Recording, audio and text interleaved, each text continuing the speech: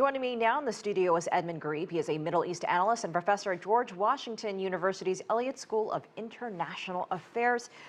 Professor, the protesters jubilant on the streets on the news that Hariri resigned, but does that solve their problem? No, it does not. But I think what we are seeing now is something unprecedented. We haven't seen anything like this recently in Lebanon. Some people see it as a continuation of the Arab Spring, but I think it's unique, it's different. And some of it is, to a certain extent, similar because it's also happening in other Arab countries, whether it's in Iraq and Algeria and other places. Nevertheless, I think what we are seeing now is that there is a large mass and very deep support among the Lebanese population, regardless of their ethnic background, religious, sectarian background, regardless even of class background. And they are all united. You've seen people in the south, in the north, in Beirut, in the mountains, in the eastern part, the Bekaa Valley. And this indicates that there is a real problem. Yes, there are some people who are talking in Lebanon. We're beginning to see some of that, who are saying, yeah, there are outside hands, there are outsiders who are trying to interfere to create problems, to support this faction or that, and to divide Lebanon. But the reality is that there are real problems. There are problems with jobs. There are real problems with waste. There's a problem with corruption at almost all levels of government.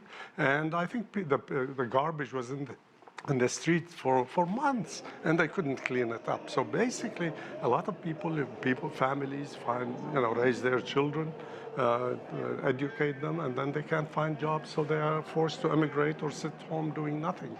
And so the problems are real, and unless there is a solution, I think we are going to see even if this is contained, even if this is repressed, even if there are some reforms which are, sort of, in a way, at least begin to make some differences, but there is a real problem. And unless there are real solutions to it, I think this is likely to continue. So a lot of challenges for whoever takes his place. Exactly. Hariri said that a shock was needed. So what happens next when it comes to the government? The president has not yet weighed in on what will happen next or his take on everything. This is a very good question. There's no doubt. I mean, people are saying, first of all, they demanded the resignation of the government, the cabinet, the prime minister. But they have also been demanding almost the whole, group, whether it's from the bottom to the top.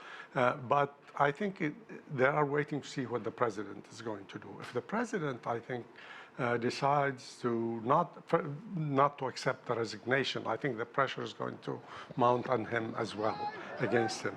I think the problem, however, is going to be if a government resigns, there might be a vacuum. If they are not able to form a new government, of course, Hariri would be the caretaker government.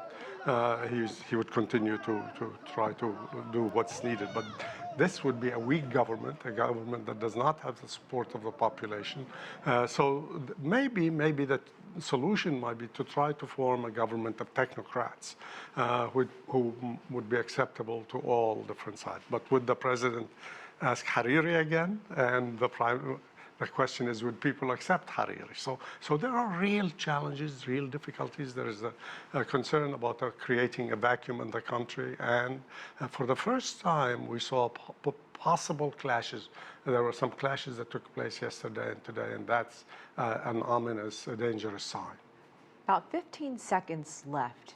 That being said, what are the regional concerns if there is a vacuum? What will you be looking for? One of the interesting things, while people have been talking about beautiful Lebanese women in the streets and demanding change and protesting, the danger is that Lebanon is very important, not only because even though it's a small country, it is the country which has brought up a lot of the ideas that are Renaissance in the Arab world culture. It's very important, so it would have impact on the region as a whole. All right, Edmund Ghareeb, always great to have your take. Thank you so much. Thank you.